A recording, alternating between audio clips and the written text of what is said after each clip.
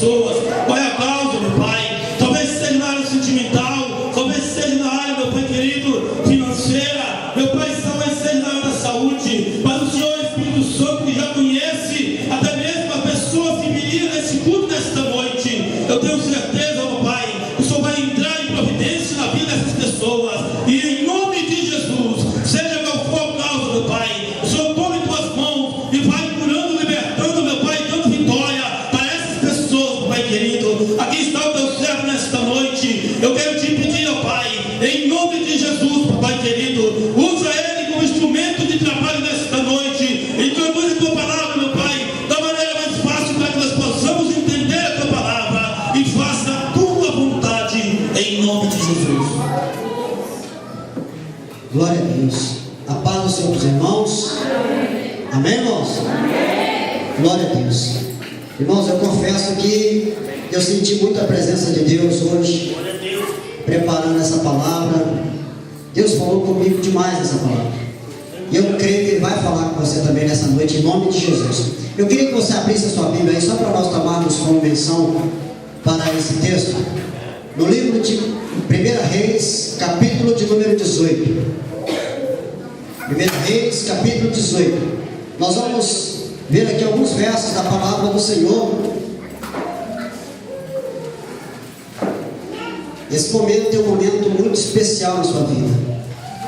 Eu queria que você prestasse toda a atenção agora, todo o seu culto agora ao Senhor. Esse é o momento. Nós já tivemos aqui momentos para louvor, momentos para testemunhar, momentos para orar, tivemos momentos aqui de cantar, de muitas coisas. Mas esse momento é o momento agora de você refletir na palavra, porque Deus vai falar comigo e também com você nessa noite, em nome de Jesus. Amém? 1 Reis, capítulo de número 18, a partir do versículo de número 25. Disse Elias aos profetas de Baal: espera aí, irmãos. Acharam já? Toda a igreja já encontrou? Amém. Então vamos lá. Versículo 25. Disse Elias aos profetas de Baal: escolhei para vós outros dos novilhos, e preparai o primeiro, porque sois muitos, e invocai o nome do vosso Deus, e não lhes metais fogo. Tomaram o novilho que lhe fora dado, prepararam-no e invocaram o nome de Baal desde a manhã até o meio-dia, dizendo: ah, Baal, responde-nos. Porém não havia uma voz que respondesse, e manquejando se movimentavam ao redor do altar que tinham feito. Ao meio-dia, Elias zombava deles, dizendo: clamai em alta vozes, porque Ele é Deus. Pode ser que... segura isso aqui, irmão.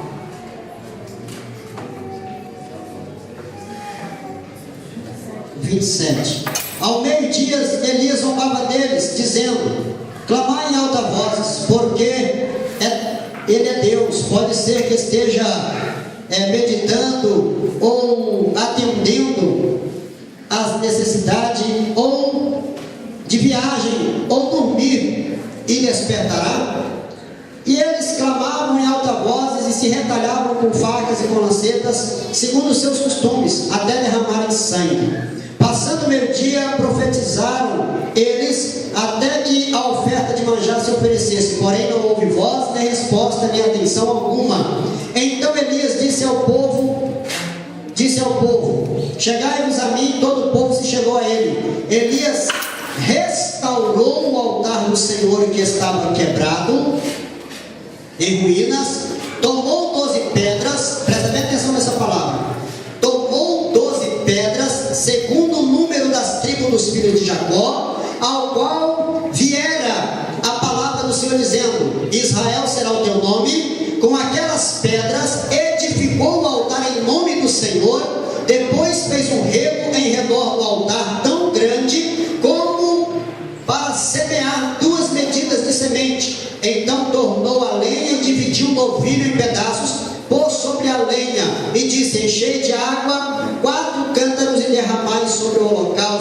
e sobre a lenha, disse mais: fazei segunda vez.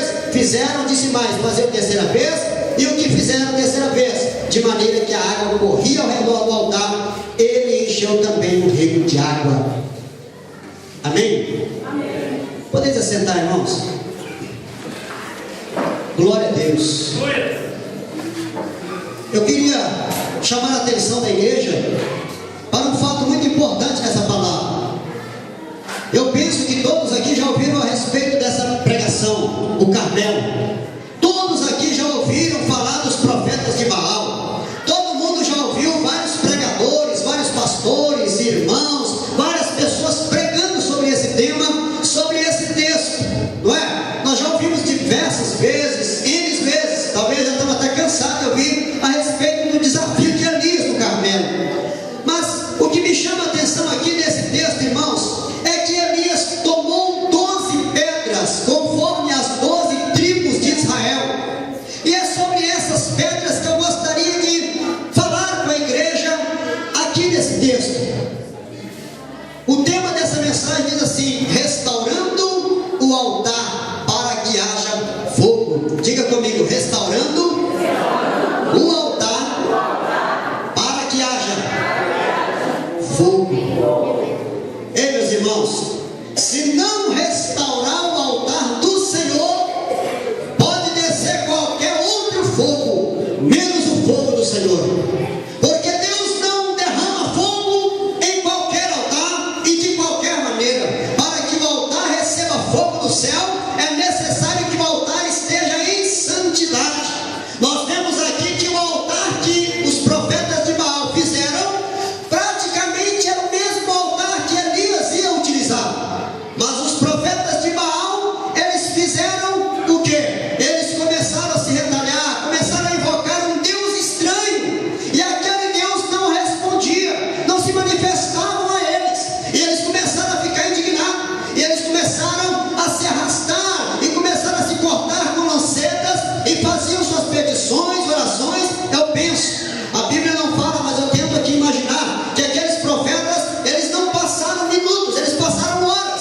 Segundo a Bíblia Sagrada diz que foi desde a manhã até o meio-dia. Foram horas e horas de clamor, de oração, de busca, e não era qualquer oração, era oração intensa.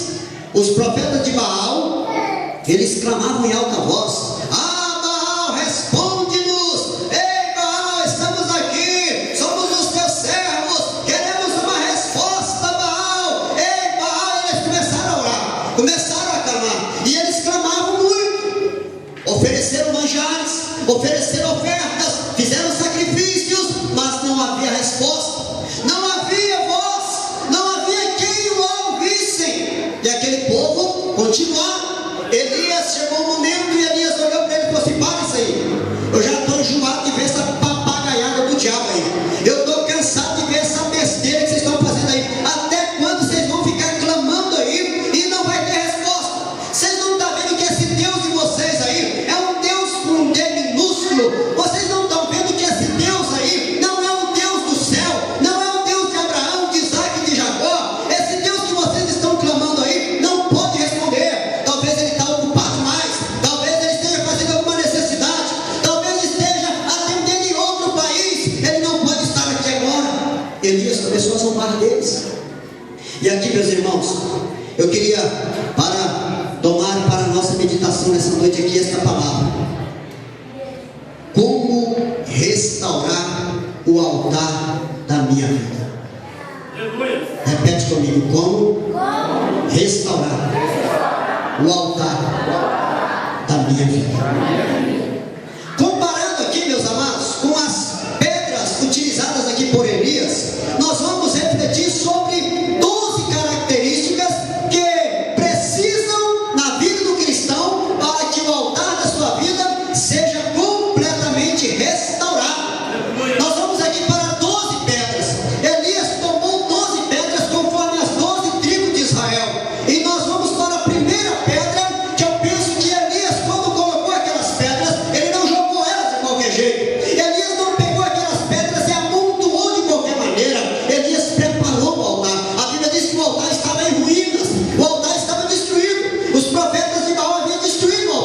Mas Elias, ali naquele momento, ele começa a pegar 12 pedras. Ele pega a primeira pedra, ele pega a segunda, e ele pega 12 pedras, e ele diz assim: e aquelas 12 pedras foram conforme as 12 tribos de Jacó, que mais na frente se tornou Israel. Então ele tomou 12 pedras, conforme as 12 tribos de Israel.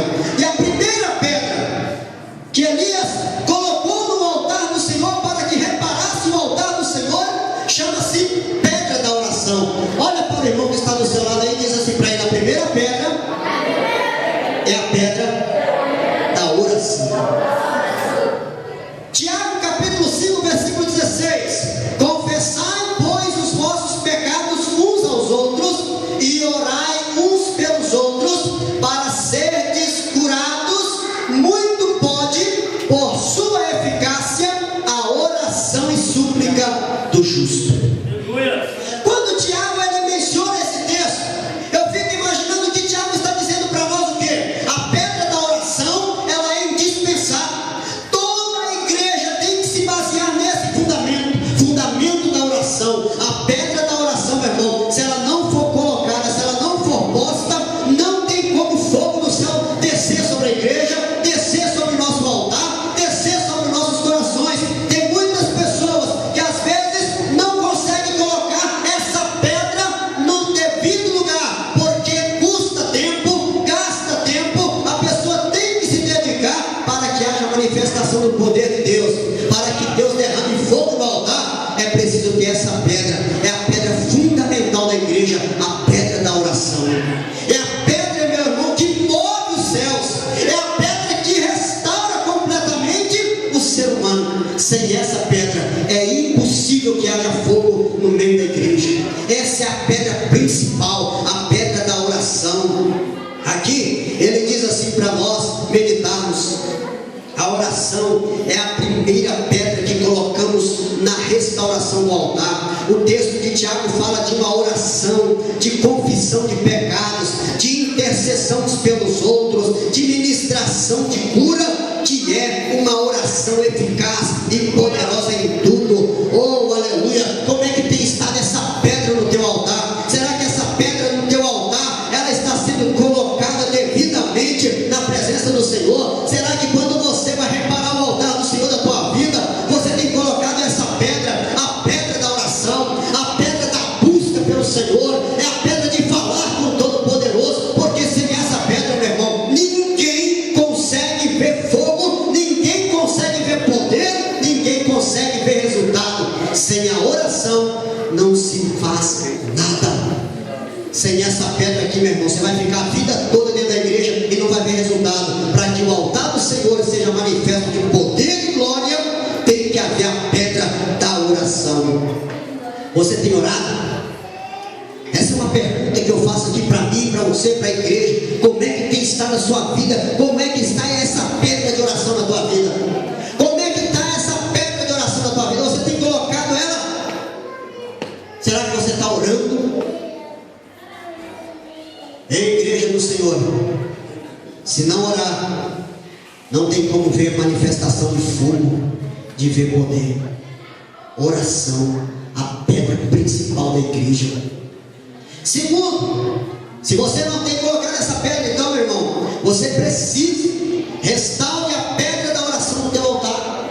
Peça a Deus para restaurar essa pedra da oração na tua vida, no teu altar. Segunda pedra, meu irmão, é a pedra, a Bíblia. Diga comigo, essa é a segunda pedra. Diga mais forte, a segunda pedra é a Bíblia. Diga assim: porque ela é a palavra de Deus. Aleluia. 2 Timóteo capítulo 3, versículo 16, a Bíblia diz assim: toda a escritura é inspirada por Deus, é útil para o ensino, para a repreensão, para a correção, para a educação na justiça. A Bíblia é a palavra de Deus, é a pedra que restaura o altar do cristão. Ei, meu irmão, para que o altar da tua vida seja restaurado, se não tiver a leitura da Bíblia, é difícil. Porque o que fortalece o cristão, irmãos, é a Bíblia. Como é que eu vou ser forte? Como é que eu vou vencer as tentações? Como é que eu vou vencer o diabo? Como é que eu vou vencer o mundo? Se eu não tiver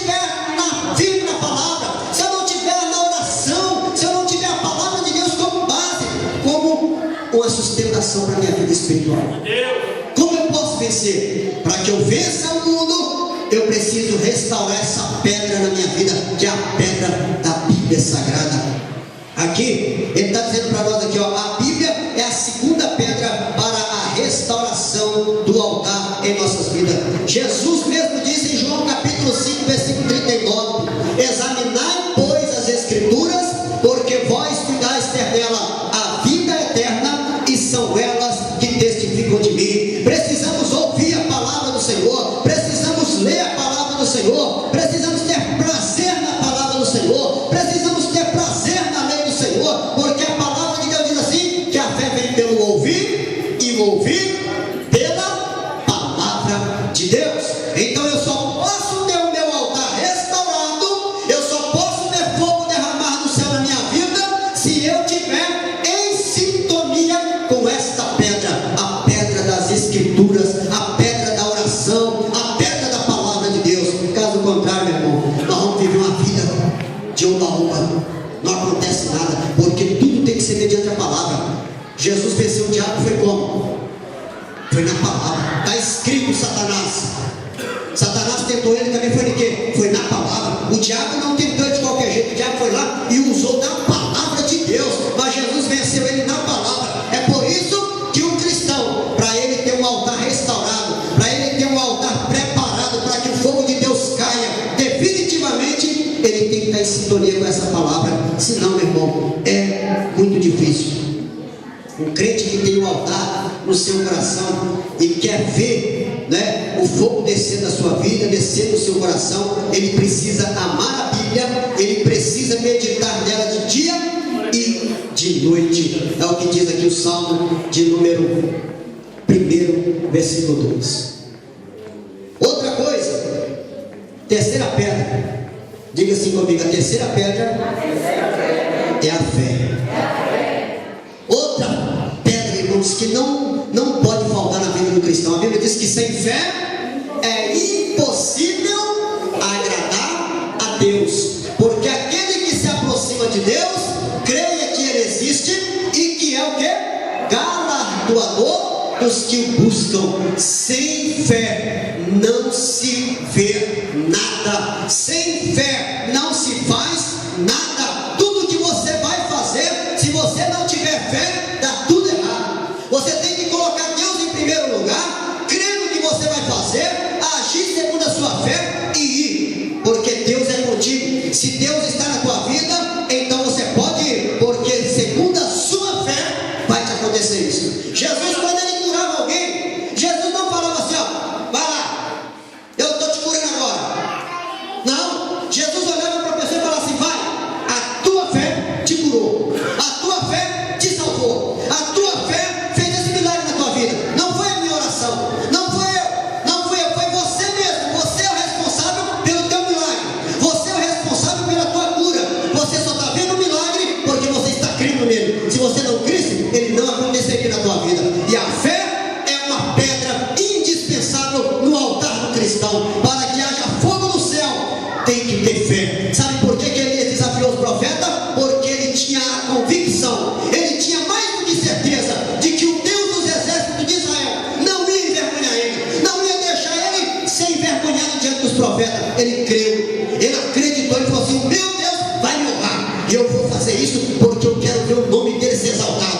Não é para me engrandecer, não é para que as pessoas olhem para mim e falem assim, nossa, olha a fé da irmã, olha a fé do irmão. Não, eu quero fazer isso para que eles saibam que há Deus em Israel, para que eles saibam que Deus opera nesse lugar.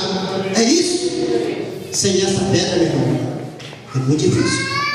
1 João capítulo 5, versículo 4, porque todo que é nascido de Deus vence o mundo, e esta é a vitória que vence o mundo, a nossa fé. Para vencer o mundo tem que ter fé, caso contrário não se vence nada. A Bíblia diz que o justo, ele viverá da fé, mas se ele recuar, a alma de Deus não tem prazer nele. Ele precisa acreditar, porque a pessoa covarde, a pessoa que não crê no Senhor, que não confia em Deus, ele também não vê resposta, porque Deus só pode agir segundo a fé. Quando alguém procurou Jesus, em determinado momento,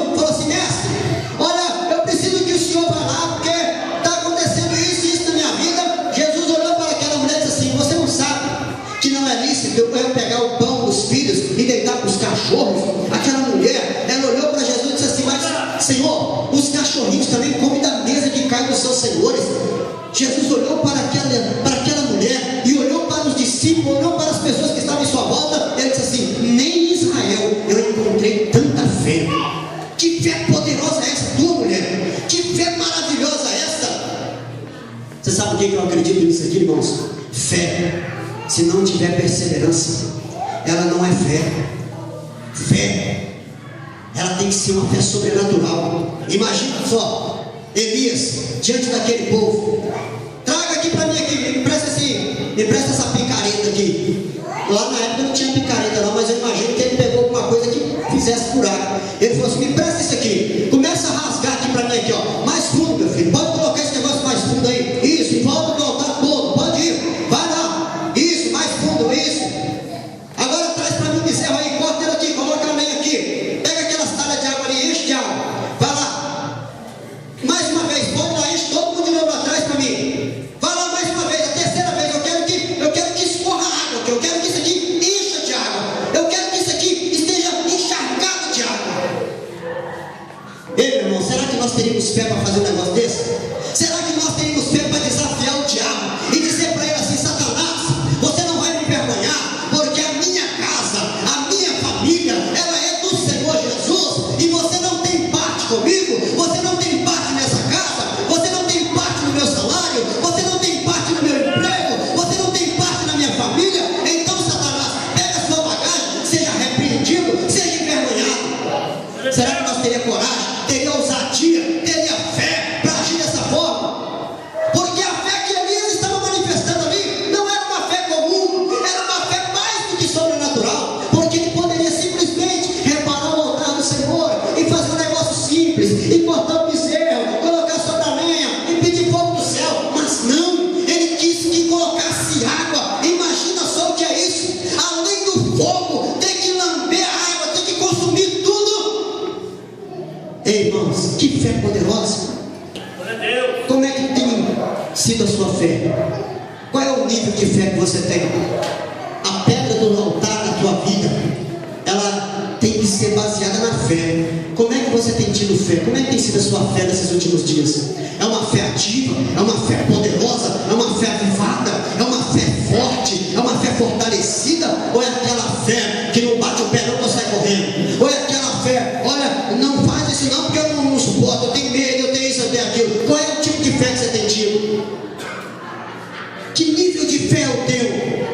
Como é que você tem encarado a realidade? Como é que você está encarando a vida? Como é que você está encarando as coisas, o futuro, os sonhos? Será que você tem acreditado: não, mas esse sonho que eu estou tendo aqui é o sonho de José do Egito, nunca vai se realizar. Ah, esse sonho que eu estou tendo aqui é um sonho impossível de acontecer. E vai ser impossível, sabe por quê? Porque a sua fé, talvez, ela não seja a mesma fé que teve um homem de Deus. Você tem que ter fé. Olha aqui, o que ele diz aqui para nós: a terceira pedra que firma esse altar é a fé. Com a leitura da Bíblia e a oração, a fé é fortalecida. Jesus é o autor e consumador da fé. Todo aquele que chega ao Senhor, ele recebe de Deus. Deus jamais vai dispensar ninguém. Deus, ele age à medida que nós acreditamos nele. Se nós ficarmos pensando que Deus está sendo só um Deus invisível, um Deus que não pode fazer nada, nós vamos sofrer, não é? Será que a gente precisa de algum Deus para tocar nele, olhar para a cara dele e falar assim: esse aqui é um Deus porque eu estou vendo ele aqui, ó, eu tenho que adorar ele porque eu estou vendo ele. Agora, o Deus dos crentes, o Deus que esse povo fala, ninguém vê. Cadê esse Deus? Ei, irmão, esse Deus é tão poderoso, esse Deus é tão sério, esse Deus é tão presente, esse Deus é tão eficaz, que nós podemos sentir e podemos ver as tuas mãos agir de forma tão gloriosa. Para nós andar rápido aqui, porque são 12 pedras, né? Nós estamos na terceira pedra. A quarta pedra é a pedra da esperança. Diga comigo: a pedra da esperança. Ei, irmão, é outra pedra que eu vou confessar aos irmãos. É uma pedra difícil de se ver na igreja, porque o que tem de gente dentro da igreja sem esperança, o que tem de gente dentro da igreja sem esperança, não tem mais esperança, perdeu as esperanças. Não volta mais não,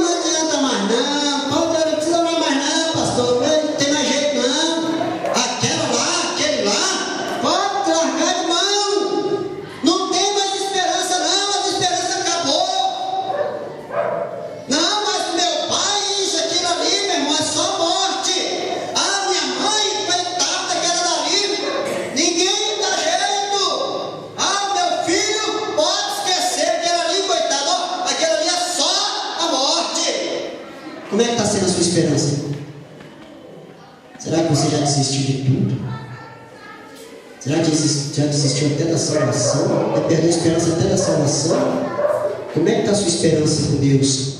Romanos capítulo 15, versículo 13 diz assim: e o Deus da esperança vos encha de todo gozo e paz no vosso crer, para que sejais ricos de esperança no poder do Espírito Santo. Oh, coisa gloriosa! Que palavra! Que palavra maravilhosa é essa! O Deus de paz, meus irmãos, o Deus Todo-Poderoso, o Deus de toda a esperança. E aí ele diz assim: a quarta pedra é a esperança. Que é esperança para você, meu irmão? O que você entende por esperança? O que você acha que é esperança? Esperança, segundo o dicionário aqui, diz que ser esperança é esperar, aguardar. Esperança, já está dizendo: esperei com paciência no Senhor, e Ele se inclinou para mim e ouviu o meu clamor. Esperança, ter esperança, vai dar certo sim, essa empresa vai prosperar sim, esse negócio vai ser abençoado sim, esse menino vai alcançar ainda o sonho dele. Olha, minha mãe vai ser alcançada ainda pelo poder de Jesus. Olha, ainda tem jeito para o meu filho, para minha filha, ainda tem jeito, porque eu tenho esperança no Deus Todo-Poderoso. Não deixe morrer essa esperança. Não perca a esperança. Ela é fundamental para a vida de Jesus. Porque se nós não tivermos esperança, como aguardaremos um futuro melhor? Não é? Olha o que ele diz aqui para nós: esperança é esperar com fé. Quem crê e persevera tem esperança em Deus. O crente tem que ter esperança de que tudo vai melhorar com a ajuda de Deus. Você tem tido esperança no seu futuro?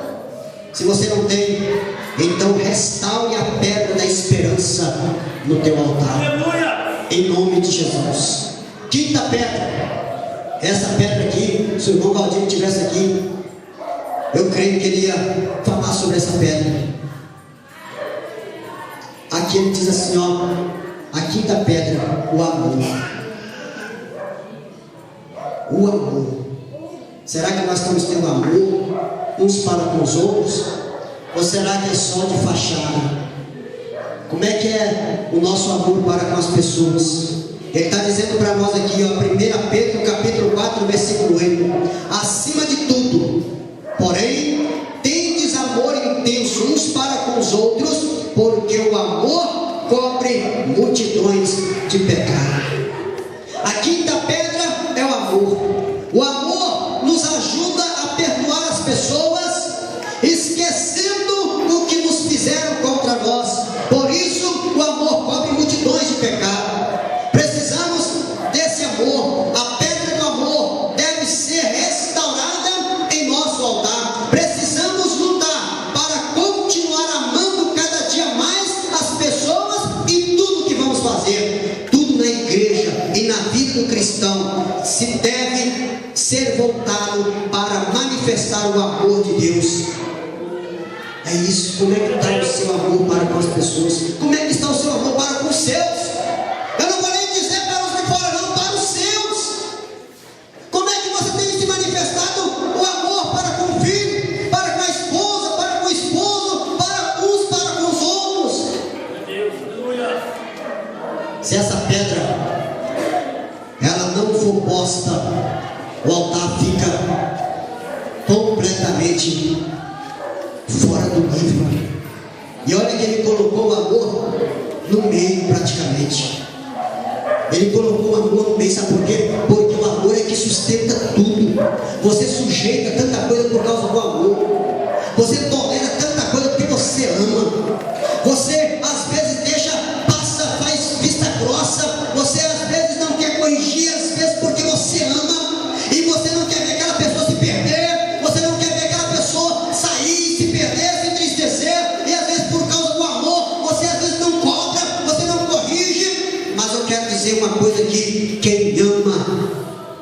corrige. Quem ama, corrige. A Bíblia diz assim que Deus só nos corrige porque Ele ama. Se Ele não nos amasse, Ele não nos corrigiria. Ele deixaria a gente aí, ó, quebrar a cara e parar lá no inferno. Mas o amor dele é tão glorioso, o amor dele é tão indispensável, que a Bíblia diz assim que Deus amou o mundo de tal maneira que deu seu Filho unigênito, para que todo aquele que nele crê não pereça, mas tenha a vida eterna. Que amor! Amor poderoso, amor que supera tudo. É o amor ágape, é o amor de Deus, o amor que é incondicional, é o amor que não se mede, é o amor que suporta tudo, que supera tudo, que vence tudo. Aleluia! Quando nós amamos, nós não nos detemos. Se você não está tendo esse amor, então restaure esta pedra do amor no teu altar, em nome de Jesus. Sexto, alegria. Diga comigo assim: sexta pedra, alegria. Ei, irmão, é outra pedra aqui maravilhosa. Você já viu uma pessoa alegre, como é que ela é? Uma pessoa feliz? Tudo é mais fácil na vida de uma pessoa dessa, não é? O dia nem passa quando você está feliz, quando você está alegre, você está trabalhando, o tempo passa, as coisas acontecem que você nem vê, porque você está feliz, o coração está alegre, está jubiloso. Mas quando você está rancoroso, quando você está triste, o dia não passa, as coisas não acontecem, tudo se torna mais difícil. Ei, meu irmão, se você está tendo essa pedra, então cele por ela. Porque ou pedra gloriosa é a pedra da alegria na vida das pessoas. A pior coisa que tem é o crente destruído, derrotado, moribundo, entristecido. Mas a coisa mais gloriosa que tem é você ver um crente cheio de alegria. Cheio de alegria. A Bíblia diz que servir ao Senhor com alegria. Aleluia! Não é com tristeza, não é com rancor, não é com mágoa, não é com amargura, é com alegria. Se serve a Deus, é com alegria na alma, porque quem é alegre perdoa, ama, ora, busca. Aleluia! Temos que ser alegre. Salmo 100, versículo 1 e 2: celebrai com júbilo ao Senhor, todos os moradores da terra, servi ao Senhor com alegria. A sexta pedra que firma o altar do cristão é a pedra da alegria. Sem alegria, tudo se torna mais difícil, tudo se torna às vezes difícil de acontecer. Mas quando estamos alegres, tudo acontece nas nossas vidas. Neemias capítulo 8, versículo 10 diz assim: portanto, não vos entristeçais, porque a alegria do Senhor é a vossa força. Você sempre vence quando você tem a alegria do Senhor na tua vida. Tenha essa alegria. Se você não tem, então restaure a pedra da alegria na tua vida, em nome de Jesus. Sétimo, para nós falar aqui, paz. Diga comigo, a sétima pedra é a paz. Ô irmão, é tão bom ter paz, não é? A Bíblia diz assim: se possível, tenha paz com todos os homens. Se possível, tenha paz com todos os homens. Se for possível. A Bíblia diz assim, ó: segui a paz com todos e a santificação, sem a qual ninguém verá o Senhor. Segui a paz com todos. Sem paz é difícil entrar no reino de Deus, porque como é que eu posso entrar num lugar que só vai ter paz e eu estou rancoroso, amargurado, destruído? Como é que eu posso entrar lá no reino do gozo de paz? Porque o Senhor Jesus, Ele disse assim, que o seu nome será maravilhoso, conselheiro, Deus forte, Pai da eternidade e príncipe da paz. No reino de Deus, o príncipe é paz. Então eu tenho que ter paz. Eu tenho que procurar viver em paz nesse mundo, irmãos, o quanto eu puder. sem paz é terrível. A sétima pedra que firma o altar do cristão é a paz. Quando saudamos os irmãos com a paz do Senhor, estamos declarando que temos a paz verdadeira, que só Jesus pode dar e o mundo não conhece. Os irmãos já perceberam que aonde um cristão encontra com o outro é assim, ó, a paz do Senhor, meu irmão. E ele não fala a paz, não, é firme, a paz do Senhor, meu irmão. Você sabe por quê? Porque nós temos essa paz. Lá no livro de João, capítulo de número 14, o versículo de número 27, ele diz assim: deixo-vos a paz, a minha paz vos dou, e não vos a dou como o mundo a dá. O mundo não tem paz. Como é que eu posso receber uma paz do mundo? A paz do mundo é momentânea, mentirosa. Eu tenho que beber uma cachaça, eu tenho que fumar um cigarro de maconha, eu tenho que cheirar uma cocaína, eu tenho que aplicar um LSD, eu tenho que fazer alguma coisa para ter uma paz momentânea, mentirosa. Passando o efeito da droga, passando o efeito do mundo, eu volto a ter amargura, eu volto a estar desesperado, eu volto a estar querendo me matar, eu volto para o mesmo nível baixo, triste das trevas. Mas quando eu tenho paz, meu irmão, eu não preciso de nada, eu só preciso declarar: Jesus, eu te amo, Jesus, eu te adoro, Jesus, tu és santo, Jesus, tu és poderoso, e a minha alma se enche de gozo e de paz. Qual é a paz que você está tendo? Se você não está tendo paz, restaure a pedra da paz no teu altar, em nome de Jesus. A oitava pedra: paciência. Outra coisa que a igreja está precisando. Você sabe por que eu falo que a igreja está precisando? Porque tem gente que fica assim: misericórdia, o sangue de Jesus tem poder, tem que aguentar isso aqui até 9h30. Tem gente que até repreende, está repreendido. Está repreendido mesmo. Porque se você não tem paciência, como é que você vai esperar a promessa de Deus? Como é que você vai conseguir entrar no céu? Se você é desesperado, se você é amargurado, se você não consegue esperar, como é que você vai receber alguma coisa? Eu tenho que ter paciência. Esperei com paciência. Se eu não esperar com paciência, meu irmão, a Bíblia Sagrada nos diz no Salmo 37, o versículo 5, 6 e 7. Ele diz assim: ó, entrega o teu caminho ao Senhor, confia nele e o mais ele fará. E ele fará sobressair a sua justiça com a luz e o seu juízo com o meio-dia. Descansa no Senhor e espera nele. Esperar é ter paciência. Como é que eu vou esperar se eu não tiver paciência? Ai, meu Deus do céu, que vida é essa? Tem crente, irmãos, que começa a xingar, começa a murmurar, começa a questionar, porque não tem paciência. E quando você tem paciência, as coisas andam. O diabo só tenta quem não tem paciência. Por quê? Porque ele vai xingar, vai amaldiçoar e vai colocar o reino de Deus em dúvida. Ah lá, crente, ah lá o crente, ah lá, irmã, está profetizando lá na igreja, está orando lá na igreja, mas não tem paciência. Não pode esperar um minutinho, já está xingando, já está murmurando, já está quebrando tudo. Para entrar no céu, irmão, se não tiver paciência, não entra não, porque eu tenho que esperar. Mas, irmão, estou esperando essa promessa. Jesus está voltando, rapaz. Quantos anos que Jesus está voltando? Espera. Jesus não falou um dia nem a hora. Se ele falasse, nós ia ter certeza, né? Vamos colocar aqui. O Tiago falou aí que ia ser dia 21 de dezembro, não foi? Que falaram sobre os calendários maias. Aí estava todo mundo desesperado. Teve até gente que até se suicidou.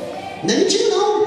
Teve gente que se suicidou porque pensou que a profecia dos maias eram verdadeiras.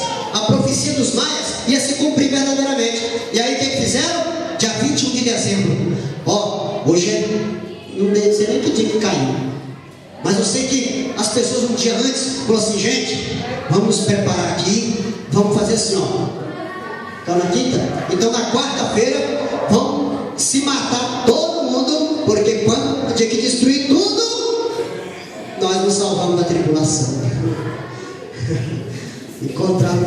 tribulação, né? Encontrado foi mais tribulação, que nós estamos aqui vindo, né? Graças a Deus, para a glória do Senhor Jesus, né? Então, irmãos, tem que ter paciência, meu irmão.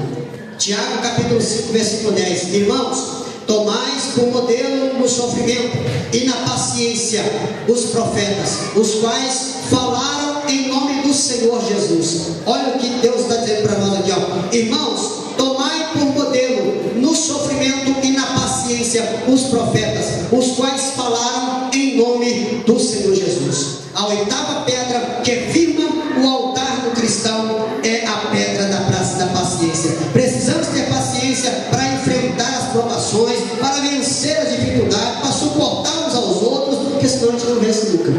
Para nós andar mais rápido aqui, irmãos, que é muita pedra, né? Mas falta só 3 agora. A nona pedra é a pedra da bondade. Diga assim comigo: a nona pedra é a pedra da bondade. Ei, irmão, essa pedra também é muito importante. É muito importante. Olha o que ele diz aqui para nós. Filemon, capítulo 1, versículo 14. Nada, porém, quis fazer sem o consentimento, para que a tua bondade não venha a ser como que por obrigação, mas de livre e espontânea vontade. Olha o que Paulo está dizendo aqui nessa carta aqui a Filemon. Ele está dizendo assim, ó, irmãos, olha, nada porém quis fazer sem o consentimento, para que a tua bondade não venha a ser como por obrigação, mas de livre e espontânea vontade. Está vendo? Agora é isso. Será que nós temos exercido o papel aqui dessa pedra de bondade? A gente vê isso, sabe como? Agora, na próxima semana é culto de... É culto de quê? Santa Ceia, não é? E aí a gente vê onde é que está faltando essa pedra no altar da igreja. A gente sempre pede uma semana antes para que os irmãos hajam de bondade e haja de beneficência aqui para a igreja e traz 1 quilo de arroz, 1 quilo de uma coisa, 1 quilo de outra, e aí depois a gente vê na igreja o que é que apresentaram. Às vezes a pessoa até pega o papelzinho, né? Até se manifesta em ajudar, mas aí a gente vê onde é que está a bondade. E outra coisa, quando vai fazer alguma coisa, Deus, pega o pior e traz para a casa de Deus. Aquilo que ele não tem coragem de comer, aquilo que ele não tem coragem de dar, né? Aquilo que ele não tem coragem de receber, mas ele tem coragem de dar. Está faltando bondade. Outra coisa aqui, fidelidade. Será que nós estamos sendo fiéis ao Senhor? Essa parte aqui, irmãos, é um dos pontos principais da igreja. Porque o diabo ele entra por essa porta, a porta da fidelidade. Fidelidade requer o quê? Obediência. Requer o quê? Sacrifício. Requer o quê? Comprometimento. Fidelidade requer uma série de coisas. Ser fiel ao Senhor, irmãos, em tudo. A Bíblia Sagrada nos diz aqui, para nós, no livro de Lucas, capítulo 16, versículo 10. Quem é fiel no pouco, também é fiel no muito. Quem é infiel no pouco, também.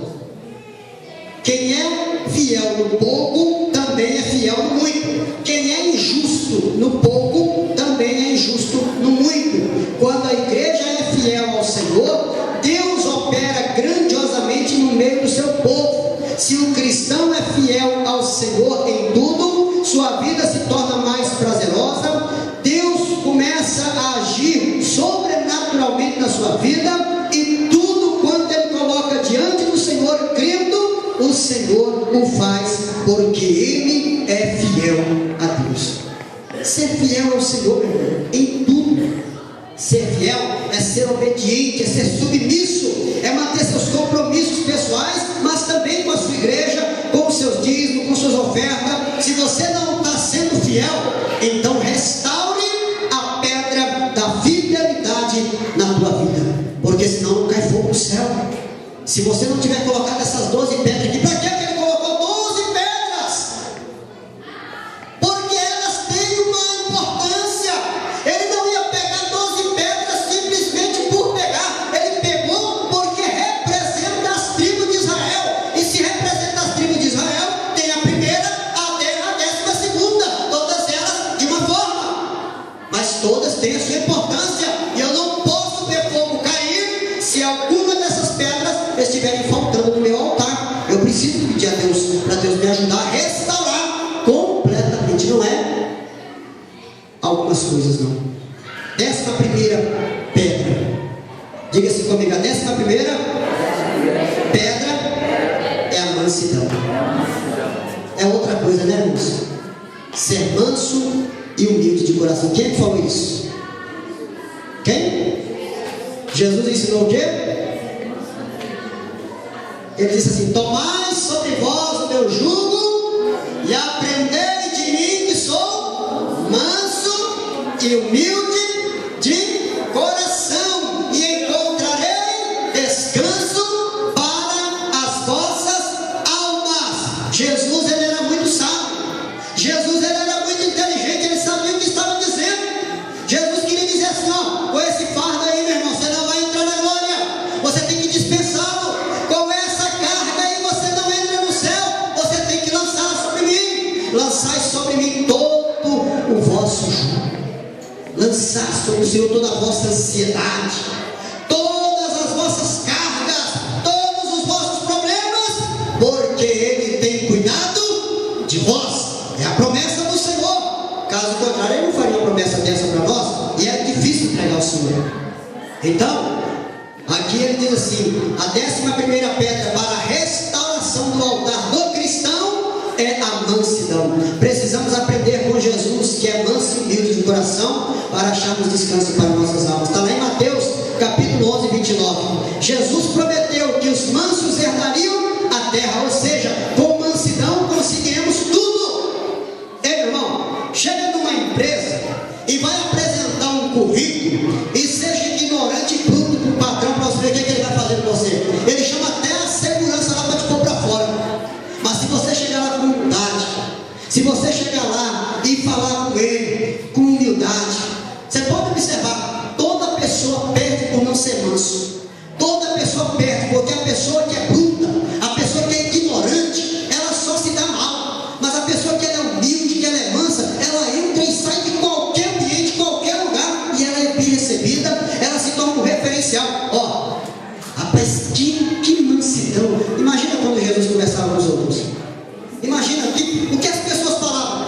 Imagina só, pastor Edmar, marido, não ardia em nosso coração quando ele nos abria as escrituras e falava, discorria sobre as coisas de Deus de uma maneira tão gloriosa. Será que nós não percebemos que era Jesus? Era ele que estava falando conosco. Só ele tem essa mansidão, só ele tem essas características. E o justo e o servo de Deus, ele precisa ter mansidão também. Não seja ignorante, não seja bruto, não seja arrogante com ninguém. Seja simples, seja manso, seja humilde. Você vai se dar bem na sua vida em tudo que você fizer. Não seja prepotente, não seja arrogante, não seja não, seja humilde. Peça a Deus esse dom, peça a Deus esse dom para você ser humilde em tudo. E aí você vai ver Deus te colocar. Sabe por quê? Porque os humildes o Senhor exalta, mas o soberbo ele abate. Deus não tem prazer no soberbo. Está vendo isso aí? Foi eu, ó, aqui, ó. Eu que não vou estudar, não. Eu que não vou me esforçar, não. Eu que não vou dar meu couro, arrancar meu couro para ver se eu tenho isso, eu tenho aquilo. Arrogância, prepotência. Eu fiz, eu consegui, eu estudei, eu me preparei. Quem é você, minha irmã? Quem é você, meu irmão? Você só conseguiu porque o Todo-Poderoso te sustentou e te deu graça, e te deu força, e te deu saúde, e deixou você acordar, levantar e ir trabalhar e ir conseguir, porque senão ele não permitiria. Tudo é do Senhor, nós não somos dono de nada. Nós nascemos com um corpo e nem ele vamos entrar no céu com ele. Nós nascemos com esse corpo aqui, mas nem ele nós temos direito sobre ele. Porque quem tem domínio sobre ele é o Senhor. A hora que ele quiser, ele faz, ó, assopra. Porque ele é o dono da vida. Ele diz isso: eu dou e eu tiro, eu exalto e abato, enriqueço e empobreço, e não tem ninguém que consegue escapar das minhas mãos, porque agindo eu, quem impedirá? Quem vai impedir o agir de Deus? Ninguém. Para nós encerrar, irmãos, 12º, domínio próprio. Essa pedra também, meu Deus, se você falar mais uma vez, eu já vi mais isso, né? Se você falar mais uma, cala a boca agora, não tem domínio próprio, não é? Domínio próprio, sabe o que significa? É você, meu Deus do céu, mas Senhor me dá graça. Eita, mas Jesus, toma minha vida nas tuas mãos, porque às vezes acontece, a Bíblia diz o quê? Ireis, mas não pequeis, não se ponha o sol sobre a tua ira. O homem pode irar, o homem pode até ficar com raiva, pode até ficar chateado, mas ele não pode ceder, porque se ele ceder no momento da ira, ele mata um. Se ele ceder no momento da ira, ele destrói a ruína. Amém, irmãos? Se você não está tendo domínio próprio, peça a Deus para que restaure essa pedra no teu altar, em nome de Jesus. Vamos colocar de pé, irmãos, em nome de Jesus. Eu não sei, irmãos, mas Deus falou muito comigo nessa palavra. E eu creio que Deus falou com você também. Eu queria, nesse momento, que você fosse fiel ao Senhor agora, na sua oração. Em nome do Senhor Jesus, eu quero que toda a igreja agora feche os seus olhos por um instante apenas. Eu queria que você agora, diante de Deus, diante do Senhor, pudesse fazer uma oração agora, da sua maneira, do seu jeito, em nome de Jesus. Porque se você não tem conseguido ter essa pedra da oração, se você não tem conseguido ler a Bíblia, se você não tem conseguido, então o Senhor, Ele pode restaurar a tua vida em nome de Jesus. Se você não tem conseguido ter fé, se você não tem tido esperança, se você não tem tido amor, se você não tem tido alegria, não tem tido paz, se você não tem tido paciência, bondade, fidelidade, se você não tem conseguido ter mansidão, domínio próprio, eu quero te apresentar alguém que tem, alguém que pode. Você não consegue mesmo, eu não consigo, ninguém consegue, Jesus consegue. Feche os seus olhos agora. Eu queria que você orasse de todo o seu coração, em nome de Jesus. Apresenta a Deus agora a tua vida, apresenta a Deus agora o seu lar, em nome do Senhor Jesus. Ora do seu jeito, irmão, você orar, ore da sua maneira, ora como você bem entender agora, mas fala com Jesus: Senhor, eu preciso dessas pedras do meu altar. Jesus, para que eu veja o fogo do Senhor cair na minha vida, para que o fogo do Senhor se manifeste na minha vida, eu preciso dessas pedras, Senhor. O meu altar, meu Deus, ele precisa ser restaurado, e eu só posso restaurar o altar do Senhor se essas pedras estiverem no devido lugar. Por isso, meu Deus, me ajuda a encontrar essas pedras, me ajuda, Senhor, a restaurar minha vida, a restaurar, Senhor, a minha comunhão com o Senhor.